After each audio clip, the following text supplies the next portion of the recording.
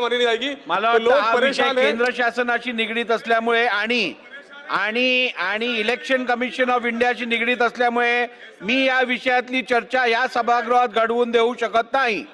पुढे अध्यक्ष महोदय, मी नियम 97 अन्वये मांडलेल्या स्थगन प्रस्तावावर आपलं निवेदन करायला या ठिकाणी उभा अध्यक्ष महोदय। एक अत्यंत गंभीर आणि संवेदनशील विषय अध्यक्ष महोदय। या ठिकाणी माननीय मुख्यमंत्री आज सभागृहात बसले आहेत। माननीय मुख्यमंत्री महोदय या सभागृहात बसले आहेत आणि त्यांनी नुकतंच आता एक स्टेटमेंट करताना संविधानाचा या ठिकाणी उल्लेख केला। अध्यक्ष महोदय, आपण डॉक्टर बाबासाहेब आंबेडकर यांनी देशाला दिलेल्या संविधानाची शपथ घेतो। आपल्या सभागृहात सुद्धा त्यांची प्रतिमा या ठिकाणी लावतो। डॉक्टर बाबासाहेब आंबेडकर केवळ एका समाजाचे किंवा एका राज्याचे नव्हते, तर ते देशाचे जगातले विश्वरत्न आहेत। ज्या महामानवाची प्रतिमा जगातील नामांकित विद्यापीठांमध्ये अत्यंत आदराने आणि अभिमानाने स्थापित केली आहे, त्या जागतिक कीर्तीच्या विद्वानाचा स्वतःच्याच मायभूमीत शासकीय पातळीवर असा अक्षम्य आव्हान व्हावा, यासारखी दुर्दैवी आणि लाजिरवाणी गोष्ट कोणतीही असू शकणार नाही अध्यक्ष महोदय। अध्यक्ष महोदय, आपलं सरकार आपण या ठिकाणी फुले शाहू आंबेडकरांचं सरकार म्हणतो, परंतु होतं काय अध्यक्ष महोदय, आज माहिती व जनसंपर्क महासंचालय हे सरकारचं अधिकृत मुखपत्र आहे।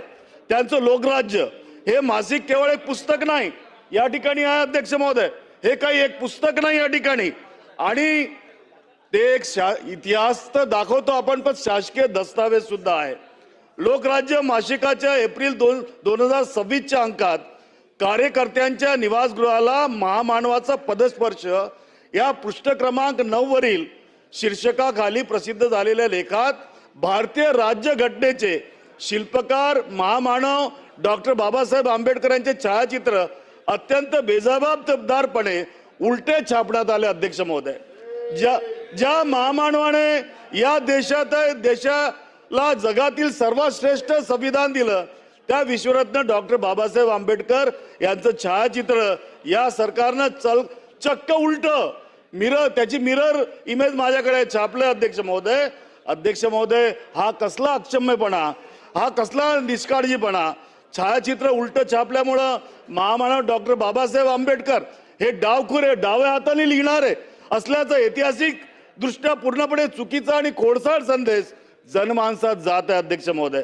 एवढ्यावरच हे सरकार थांबलं नाही अध्यक्ष महोदय, तर त्या छायाचित्राच्या पार्श्वभूमीवर असलेल्या आपल्या देशाच्या सर्वोच्च नागरी सन्मान भारतरत्नचा लोगो सुद्धा या कार्यक्षम सरकारनं उलटा छापला अध्यक्ष महोदय। अध्यक्ष महोदय, हा फक्त एका छायाचित्राचा विषय नाही, हा थेट एम्ब्लेम्स अँड नेम्स ऍक्ट 1950 आणि prevention of insult to national honour act 1971 या केंद्रीय कायद्याचा सुद्धा थेट भंग आहे। शासकीय मासिकातच आपल्या सर्वोच्च राष्ट्रीय चिन्हाचा आणि महामानवाचा असा अपमान होतो, यापेक्षा लाजिरवाणी गोष्ट कोणती असू शकते अध्यक्ष। मला या ठिकाणी निवेदन आहे अध्यक्ष महोदय माझं, की DGIPR मध्ये संपादकीय सहाय्यकापासून ते महासंचालकापर्यंत अधिकाऱ्यांची भली मोठी फौज बसली आहे। 5-5 टप्प्यावर प्रूफ चेकिंग त्या ठिकाणी होण्याची प्रशासकीय पद्धत असताना हे पुस्तक छपायला आणि वितरणाला जाईपर्यंत कोणाच्या जे लक्षात कसे आले नाही अध्यक्ष महोदय। अध्यक्ष महोदय, महामानवाच्या अस्मितेशी खेळण्यासाठी नितीन राऊत इतकं निर्धास्त रुलिंग देऊ द्या याच्यावरती, बसा आपण। अध्यक्ष महोदय, थांबा। अध्यक्ष महोदय, महामानवाच्या अस्मितेसाठी खेळण्याची इतकं निर्धास्त आणि बेफिकीर आपण कसं झालं अध्यक्ष महोदय? ही निवड तांत्रिक चूक नाही, असूच शकत नाही। हा भारतातील कोट्यावधी जनतेच्या भावनांवर केलेला थेट घात आहे अध्यक्ष महोदय। अध्यक्ष महोदय, हे लोकराज्य आहे की अधिकाऱ्यांचं बेफिकीर राज्य? जाहिरातींवर आणि स्वतःच्या प्रचारावर कोट्यावधी रुपये उधळणाऱ्या आपल्या या सरकारकडे महामानवांचं छायाचित्र योग्य आहे की नाही हे तपासण्यासाठी 5 मिनिटाचाही वेळ मिळत नाही। सन्माननीय नितीन राऊत साहेब, आता रिपिटेशन होत आहे। आपण मांडलेला मुद्दा मला समजलेला आहे, सभागृहाने पण त्याची नोंद घेतलेली आहे।